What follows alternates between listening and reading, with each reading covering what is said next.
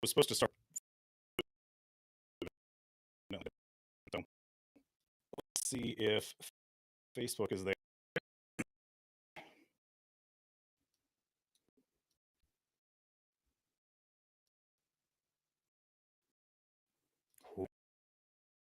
Super slow for me right now.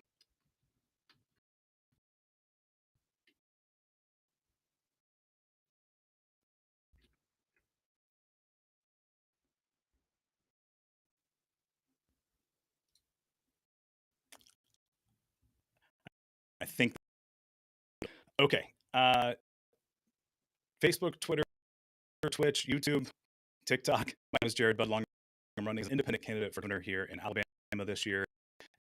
It's roughly 7 o'clock after. We tried to do a countdown to give people time to jump into the live stream. That was been a request, trying to alleviate the delay in note social media have. So hope everybody's here. If you're not and you're seeing this later, put a comment questions after everything tonight.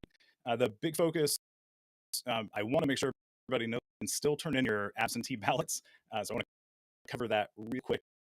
Just the same page there. Absentee ballot information. Go check the Secretary of State's website. A quick Alabama of before the elections. So if you're going to turn into your local campaign office on days of the election, so you have an extra 2 days if you do it.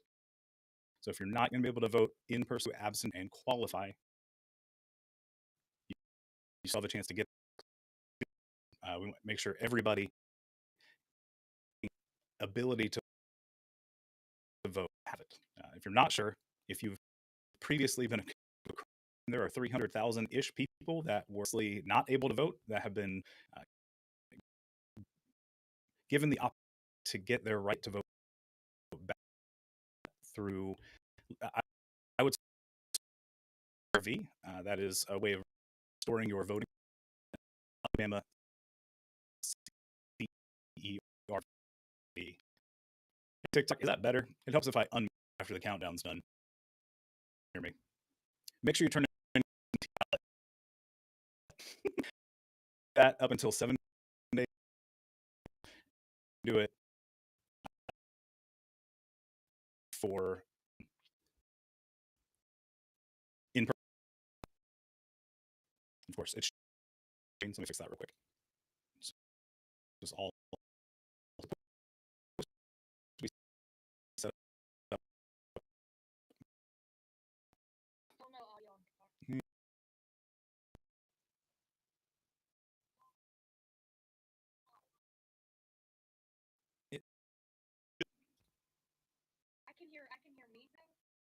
But not me.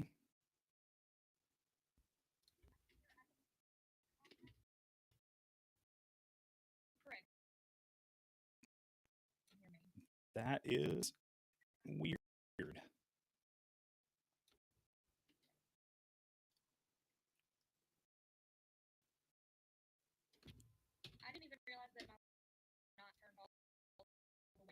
Yeah.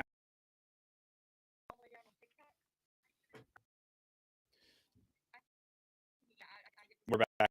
Okay. If you could, yeah, turn down a little bit, I can do it of an echo. So, all right. Introduce yourself. Everybody know kind of how much you'd like to. How we met and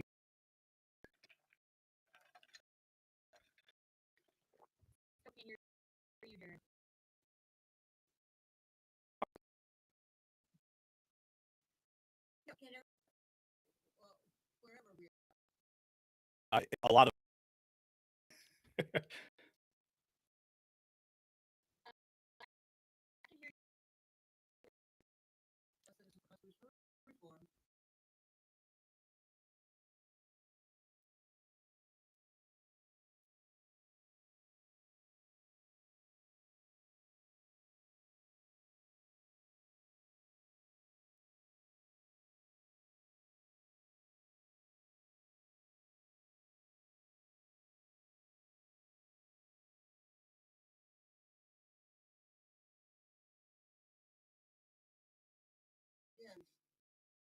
new Constitution of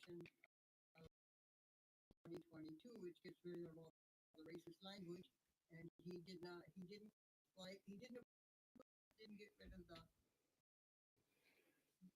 it didn't get rid of racism, it just got rid of words. And I would meet with him and let him do matter, and we can't change maybe the hearts and minds of some Alabamians by words we are refuting. 55 men, racist men in 9/11 did have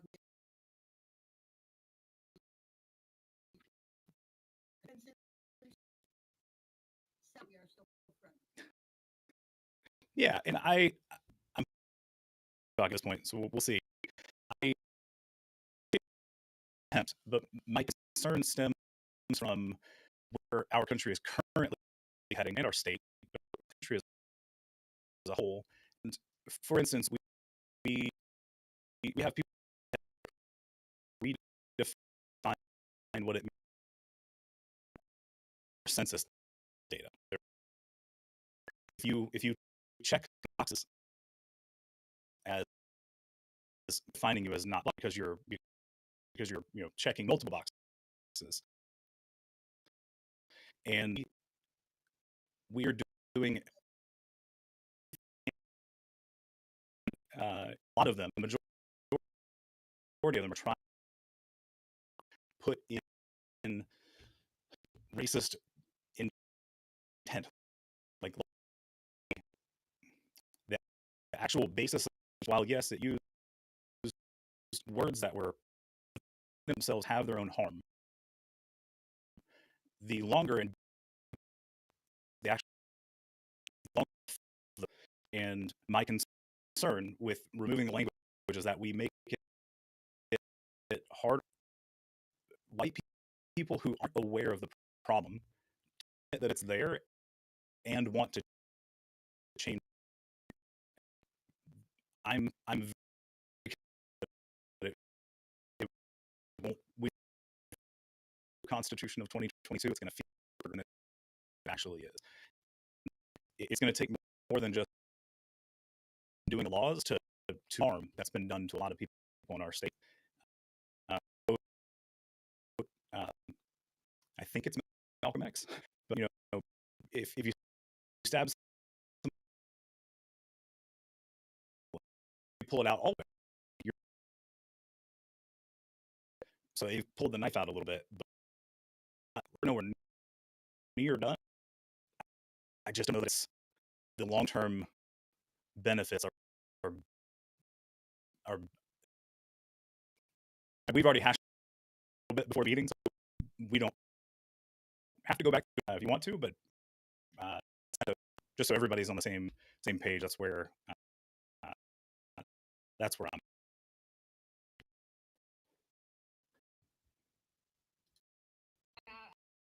I just want to make sure you know. No audio.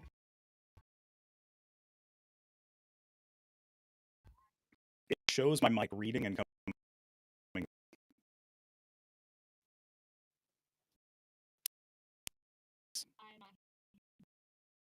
Okay.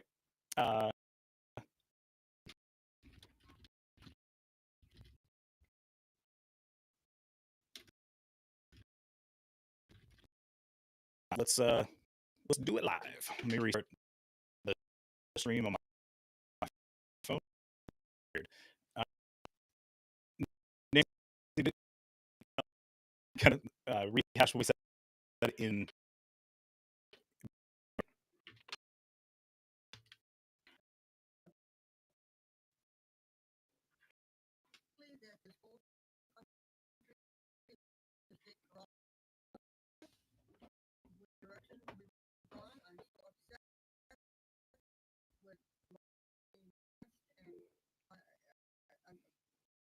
Ready to move to another country.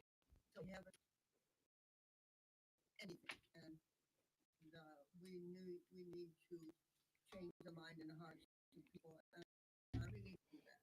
But I have tried, and I have totally, but I have been successful in words, and you can change people eventually. That would be great. But anyway, so I agree with a lot of your points. I'm glad we can come to on some of it. You know, it'll be up to the state, so we'll see what everybody decides to do. Not to tell people to think anything, more raise what my concerns are. And the more people I talk have been historically impacted by this that are younger, that are in my generation, I haven't gotten much pushback from that age range and that demographic. The most pushback I've received are from who have worked on the project, because you're not the person who's reached out. Just to be transparent, you're not the only person who's reached out and said like, "Hey, we put a lot of work and effort into this," but most of them, or a lot of them, have been through social media. So I don't know exactly where they're at, but most of the ones that I've seen a face have been white people, and that's concerning. That there aren't many people who are impacted by it directly, especially of my age, who are coming up into it and seeing the world from the same or a very similar perspective to me. They don't see it as that beneficial either. So that's, I don't know. I'm not sure. I'm trying to talk and restart a live stream, so we'll see see how that goes real quick.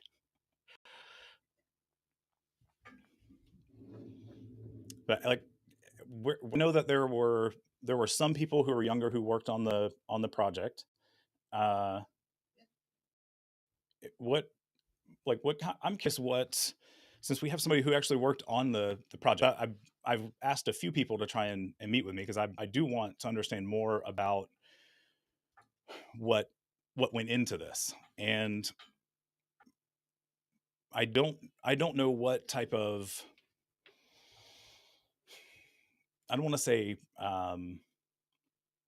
like a, not study group. What's the right word for it? I'm having a brain fart moment right now, but where uh, you check in with a very specific group of people, like a, somebody help me out with the right word. I can't think of what it is. I got it, but I know what you're talking about. A committee? I know what you're trying to say. No, but it's essentially when you're doing research, right? You pick. What's that? I said Jesus as a frustration. No. And then I said, well, that's not the answer, but Right. I'm trying to think. Yeah. Anyway, so a group that specifically, they're a target, like a targeted demographic group, whatever the right word is, that for research, right? Nancy, was that something that was used to figure out what the general populace thought about it at different age groups, and those who would be impacted by it, by hopefully removing some of the racism in the state? Well, my greatest disappointment was, we have a film that's called Open Secret, right? Have you looked at that? I have. Yeah, it was really well done. And those are the words of the men, 155 men, and it is so full of hate. And I showed it to a group of sixth grade black kids Mm-hmm. at the Capitol, and no one said anything during the film. And at the end of the film, I said, "Aren't you furious?" And they said, "That's just the way it was." I was so disappointed. I was so disappointed they weren't angry. And of course, you can tell I'm a Yankee. I'm not from the South, and so I'm shocked that it was just accepted. But obviously, that was. And but so our organization went around the state and had focus groups, talked to people of all ages in all parts of the state, had open forums for the last 22 years. And the whole direction was, well, if the only thing we can can change are the hated words. We can't really change the hearts and minds of the people. I will say that right from the beginning, many of the people who saw what a terrible document this was tried to change it, including the legislators in 1973. But because they wrote a new constitution, but it couldn't be voted on by the people because it wasn't a constitutional convention. Right. And so there were changes made throughout the years, but this has been the biggest change because it has refuted the words that those 155 men put in there to validate and consolidate. Because they said, if we shall have white supremacy, we shall do it by law, and by God, they did. Mm-hmm. And they got it with the words that they put in there, they got the changes made that they needed. 180,000 black men voted before 1901. 2,000 voted after. Right. So, with the words they put in there, they accomplished what they wanted to do. Shame, shame, shame on them. And they need to be refuted. And I think that's what we've tried to do. And I've met some of their offspring, I've met some of their grandsons who were ashamed of their grandfathers, Right. are glad to now be able to give them a poke in the eye and say you were wrong. So what about those in impoverished communities that the laws are still holding them in poverty? Like all of the, like that's what I'm getting at, is like the people that are actually directly affected by the laws, were they, was that explained to them, like, hey, we have this constitution which put in these laws which ended where we are, where we have, one or two, maybe one predominantly Democratic district in our state, and we can't undo it because we wrote a constitution that said, no, you can't undo this unless the people in power want to. Like the entire thing, uh, even if we remove the language we have, we can continue to put in laws that are instilling white supremacy. So like, we need to put in laws that say redistricting the way it is done is wrong. And it is so wrong, and we know that. Unfortunately, we have an attorney general who is trying to get the redistricting approved. Now Greater Birmingham Ministries. mm-hmm. You know that organization, that wonderful, just think so highly of them. And Scott Douglas, who is an absolute angel, and his organization have been working to try to prove that redistricting is wrong, and it is wrong. And so we should have 2 black representatives in the federal House, and we don't. And that is wrong, wrong, wrong, wrong. And we also should have some sort of, now we have a lid on the income tax that is at 5%, and Right. maybe it's okay to have a lid, but it should be more progressive, and so it should not be a lid on people who earn $14,000. Do you know that up until 7 years ago, those people who earned $14,000 a year or less had to pay income tax? Do you know that? And now, Yeah. even if you only earned $4,000 a year, you had to pay income tax. Do you know that? Yeah. And then, unfortunately, that's been changed. So now at least you have to earn more than $15,000 a year to be charged income tax. I mean that's ludicrous as well. So we do need to eventually work on taxes as well, and we need to work on other things. But so Jared, you need to join us in the legislature and help us work to bring additional reform. We will talk about it after the election, because I'll be very transparent with you. I've said it on other meetings. I think they've been public ones, but I'm I'm not sure what good elections will do after 2022. Like I'm concerned what good it will do for people, especially with the way that our Supreme Court is potentially going to allow states to affect federal elections. Oh, Um, oh, I'm oh my God. I'm Oh my not God. well I'm not, and again that's not Alabama legislation and policy specific, but But if we're talking yeah, about, well, I just mean if we're talking about staying involved and getting involved, I've told people repeatedly, I am not sure what to do after November 8th until after November 8th. I just we're not sure. So we can definitely stay in touch and we'll see which way it's heading. But even now, with the way things are currently set up with districts, it's near impossible to regain ground based on the way the laws are set up, which is rooted in the Constitution. So like it's frustrating, and I'm speaking off the cuff, and it's a little dangerous to do that, but there's a part in our Constitution that essentially says like, hey, if your government isn't doing its job, you should be able to create a new one. And yes, yeah, and yeah, it's a constitutional convention. well, But you but have to, well, hold yes, on. You're following the rules of the racist Constitution, and that's where I'm concerned. Is we're adhering to white supremacy to try and undo white supremacy, and that's where I'm like, man, I at some point, if those in power that are upholding white supremacy won't let go, there's a point where voting doesn't matter anymore because they're not listening. They've set it up to where they don't have to listen. And like I've always said, my run for governor is more of a tourniquet. Like I don't think I'm going to be doing anything radical and creating an all new state.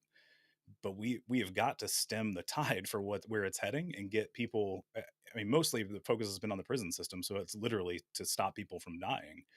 But I'm concerned how much longer we can continue to do the same thing and not see any significant change. And that is not me downplaying the 20 years you guys have spent on this, but it is considering the 120 or 100 years prior and what our state has done.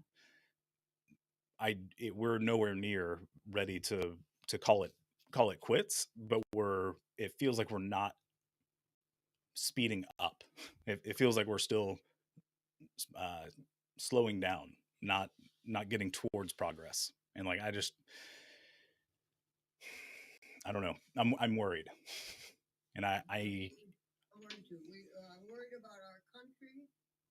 Actually, I'm more worried about our country than I am about Alabama. Alabama is has a lot to work on, and I realize that that's going to be true for a while. But I'm also more worried about the country and what direction it's going to go. It's very scary. Very yeah. scary. All right, so let's cover the basics. Healthcare, we're gonna quickly shift gears. Healthcare, we're trying to expand Medicaid. So if you're not aware and you haven't seen the campaign before, you're seeing this for the first time.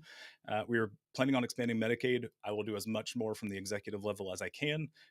As I'm sure Nancy will tell you, a lot of that has to be done through legislation, and I'm fully aware of that. So I try not to make any promises that I can't keep. But let's expand Medicaid at the very least to get more people access to healthcare, so that Yes, they aren't dying because they don't have money. And then absolutely, absolutely, absolutely. yeah, education system. Again, we're covering the basics because we're 2 weeks away from the election, so we've just got to keep hammering it home. Education, we're going to try and redistribute funds more equitably. We can't add more funding without legislation, so pay attention to your legislators in your area, get them elected, and we will worry about getting more funding. But even with more funding, we need to distribute it more equitably so that people get the resources they need, uh, based on their actual needs, not based on a math equation that says every average student needs this amount of money, or this number of administrators. It's not even money. The whole system's backwards. So we'll be working on that as best we can from the executive level. And the last one's the prison system, which I've been harping on that here a lot recently, but We will continue to acknowledge the fact that we still have slavery in our state. We're going to do our best to end the for-profit motive that is behind it. Um, I I wish that changing the Constitution would change what we would do inside of our prisons. We've already done so much that is unconstitutional. I don't foresee a change to the Constitution making a difference there. I appreciate the the thought of removing involuntary servitude. So that's I know everybody on the inside that I've talked to thoroughly appreciates that part of the recompile. So Nancy, thank you and your team for making sure that gets included, because that is it is important. Whether or not it'll make a practical effect, we'll see. Depends on who's in the executive branch and whether or not they're going to listen to the laws and apply them, uh, at least to the bare minimum that we have in place right now. So that's kind of the goal. And one of the questions people usually ask, because we've talked about what we're going to do to help with healthcare, what we're going to do to try and help with education, to help with the prison system. The the first and most important thing to try and help the current conditions is actually to uh, literally declare a state of emergency and bring in the National Guard, which is a dangerous proposition, but I see it as not any less dangerous or any more dangerous than what's happening right now inside the facilities, to temporarily staff them to get them under control and then start working on policy and permanent staffing. That's the 3 point immediate plan. Uh, Another part of the aspect of prisons that we're going to try to address is getting people out as quickly and safely as possible, both for them and for society. So we're going to start building a uh, a list of everyone who is currently incarcerated and finding out who is least likely to reoffend and getting them out as quickly as possible, assuming that they have support on the outside, whether that is direct through family and friends or their community or something the state can provide as a program, whatever the means it takes, get them out and back into society so that they are no longer incarcerated if it's not reducing harm to society. Um, I'm not a proponent of punitive punishment, so I don't believe in longer sentences solve problems, because we have tried that for decades, or sorry, centuries, and it hasn't fixed anything. So that's the quick and dirty 3 point 3 point plan, 3.5, because we got two parts on the prisons. But we are at 7:41, so we got about 29. No, sorry, 19 minutes left. If anybody in the comments wants to ask a question or anything like that, we only have 2 weeks left.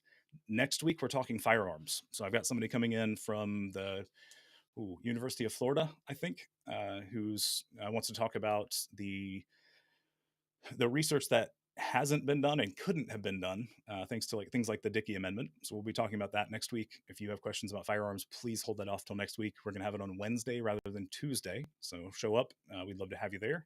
Any other questions, though, feel free to pop them in the chat or the comments, depending on what platform you're on. Different places call it different things. But, Nancy, do you have any other questions for me regarding the other aspects of the campaign, since we have a little bit of time while we wait for comments to come through? No, but I would like to clarify and make sure that this is true. Do you remember on the Zoom today, Mhm. everyone was told that you could vote a straight ticket, but still under that you could then choose your individual choice. I That want to make sure that's true. that was news to me. Yeah, and then so, and in the chat page, I click on that to transfer that chat page to my computer so I could save those words. Someone else made the comment that in order to do that, though, you have to ask for a certain ability to be able to do that. So I want to make sure people don't think they can go ahead and do the full, go straight ticket and then go ahead and make their changes. I want to make sure they're safe in doing it. Yeah, I know specifically for a write-in, the Secretary of State has actually said that in writing and still posted on the SOS website, that you can do a straight party ballot and do write-ins. That is confirmed. I made sure to check that with the Secretary of State's website before I said anything. But voting for straight party and swapping parties on each individual line, I have not heard that before today. So while we wait for comments, I'm just going to scroll the Secretary of State's website on their FAQ page to see if they mention anything, because that seems unlikely. It It does. It worries me that people might think they're safe and they might not be. Yeah, I don't see anything on here about the straight party ballot on the FAQ page. Uh, let's see. First ballot counted. If I mess it up, get a new one. Can I bring in a sample? Yeah, good. A good example or a good thing to know. You can bring in your sample ballot. So if you want to print one out, mark notes, make notes, and kind of bring in what you plan on doing, you can do that on a sample ballot. So please know that you don't have to try to remember all of it because we have 10 amendments and the Constitution recompile to consider. That's 11 things plus all of the races. So if you don't want to try and remember all of that, print off a sample ballot and uh, bring that in with you. Completely okay to do that. Let's see. You can bring in your cell phone. It's fine. Just don't take pictures of other people's ballots. Uh, We have a question. yeah, go ahead. What would be your solution to the lack of mental health resources for low-income families obviously in Alabama? Part of that's expanding Medicaid. So when we expand Medicaid, we will be freeing up money that we're spending on services that Medicaid would cover, but doesn't because we haven't expanded yet. So we're spending state resources on the same things that federal would pay for. So a part of that expansion would be freeing up funding and then spending it on things like mental health care. Exact plan, I don't have anything in place yet. If that's something that you are passionate about and know about, please schedule a meeting with me because I'd love to talk and hash out an actual plan. Let's do it. Otherwise, I'll be relying on places like Alabama Arise to put me in touch with the right people because they've been working on this for decades. So let's see. I don't see anything else there. So Okay, then I have one more question on yeah, prisons. Um, I would love it if we would have some sort of education and job training as part of it. And I thought Cam Ward, when he got involved and left the legislators and got involved in prison reform, or I should say paroles, pardons and paroles, that there would be some programs initiated that would have education and job training, because I think that for prisoners who have been in for several years, they can't just step out and have nothing to offer. Plus, I'd like to get rid of that checkoff box which says I've been a prisoner, and I'm hoping that there is a point. And I thought that Cam Ward was working on that we could get rid of that box that you would have to click on. Have you ever been incarcerated? Because that is on then a blockade for some employers to employ you. So anyway, for prison reform, I think we need strong efforts to make reform, really reform. so I don't like using the term prison reform um, because prisons have never been about actually rehabilitation or anything else. Their intent has from the beginning it has been to replace slavery. So like I get that we need to separate dangerous individuals from society, but from day one, the goal should be rehabilitation. It should never be punitive punishments because that it doesn't solve anything. Our country should be proof, and I think it is to the rest of the world. We're just not looking at it internally, or at least those who can make the changes aren't willing to, and that's unfortunately is because of it's because of the profit aspect of it. There is too much money to be made with people behind bars, and I think that's I mean that it's not said out loud, but why else would we keep more people inside and build more prisons and reject 90+% of pardons and parole requests each month? Like it's not to help people, it's to keep people inside and continue to profit off of them as best we can as a government. And that's I don't want to use prison reform. I don't want to use that terminology. I agree. I Yeah, agree. I agree. We should have rehabilitation, not reform. yeah, But it is designed to punish, and that is what they do. that is And I would like to see Rehabilitation. It's Yeah. educational and occupational. Yeah. It's tough because I would say if that's what they're wanting, otherwise we're forcing them to work, and we're getting into a weird nitty gritty detail thing that like hasn't been a part of my campaign because I know I can't implement that much change in a short period of time. But if we're talking about in an ideal world, man, if they're working, they get paid an actual living wage. They get paid for what that labor is worth, and only if they want to do it. Like if they don't want to do it, then they don't want to do it. Like, but let's solve why they why they did the crime in the first place. Like let's figure that part out. But it's not. I I've seen too many people point towards uh, learning a skill as the kind of the end all be all on rehabilitation, and that's um,